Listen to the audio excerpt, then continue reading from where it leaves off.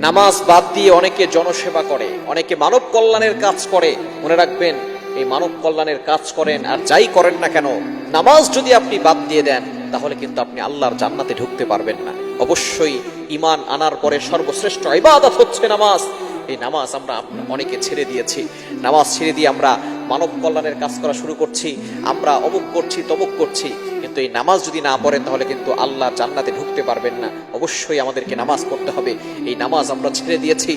নবীজি সাল্লাল্লাহু আলাইহি ওয়াসাল্লাম তার ইন্তেকালের শেষ মুহূর্তে নামাজের কথা বলেছেন, উম্মতি উম্মতি আস-সালাত আস-সালাত, তোমরা নামাজ ছেড়ে দিও না। সুতরাং সবচেয়ে গুরুত্বপূর্ণ কথাই তিনি সেই সময় বলেছেন। আমরা আজকে নামাজ ছেড়ে দিয়ে অনেক ভালো ভালো কাজ করলেও আল্লাহ জান্নাতে যেতে পারবো না। জান্নাতে যেতে হলে অবশ্যই নামাজ পড়তে হবে। নবীজি সাল্লাল্লাহু আলাইহি সাল্লাম জানিয়ে দিয়েছেন, মিফতাহুল জান্নাতিস সালাহ, prayer is the key to haven.